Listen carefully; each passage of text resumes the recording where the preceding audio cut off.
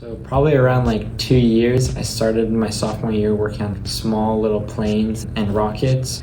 And then junior year is kind of where it took off, where I got my internship here and I was working on a little 2-seater plane with my school through the aerospace program. Then after that, I started working at S.W.A.T and working on bigger private jets and plane engines.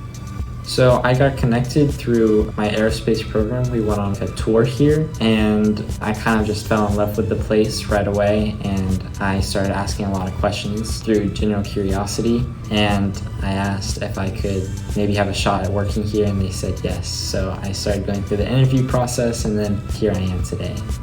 Just traveling abroad really played a big part in it because I always wondered how planes worked, and I've always kind of been around it my whole life. So just kind of seeing how planes work, it sparked my interest to try to work on them.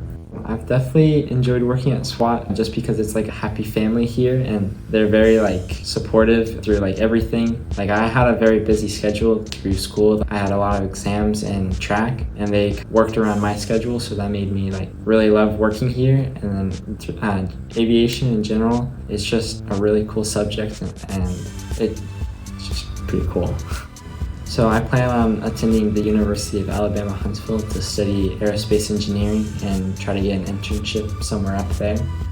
So it's definitely prepared me to do a lot of paperwork. For every one part, there's probably 10 pieces of paper that go with it, and that's definitely prepared me to bring a pen so I can mark down everything I need. And it's definitely told me to be thorough when inspecting a part, because a small little nick on it could be the reason why it doesn't work or not. So I definitely thought the aerospace industry was probably just you go work on a plane, you don't have to do much paperwork, but it's definitely changed in my mind because now I realize I have to do a lot of paperwork, but it's not too bad of paperwork to where you don't really want to do it. It's just kind of you look at it, inspect the part, and fill out all the paperwork. So it's definitely changed a little in my mind. Oh yes, and I travel a lot, so just seeing how much work goes into inspecting it definitely makes me feel safer traveling. Since all the parts are thoroughly inspected, I know I can trust the plane more because someone definitely inspected it and they had to go through all the paperwork. So it's definitely I feel a lot safer traveling now. Probably disassembling all the wires out of a Learjet here. I went into the back of the plane and it was very cramped, and it was definitely nerve-wracking going back there because I thought it was always going to tip over on me.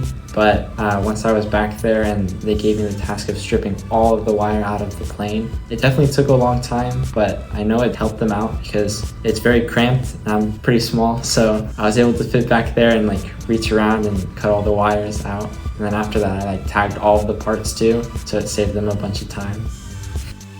I would have to say, majority of the people here, when I first started working here, I would work early morning and the only person there would be Mick. And he's definitely someone that you want to be around because he knows a lot about the industry, and he's a really great mentor too. And he just teaches you everything that you need to know, and if you have any questions, you can always just ask him. So definitely bring a blue pen because I've made the mistake of writing in red pen before and I had to restart.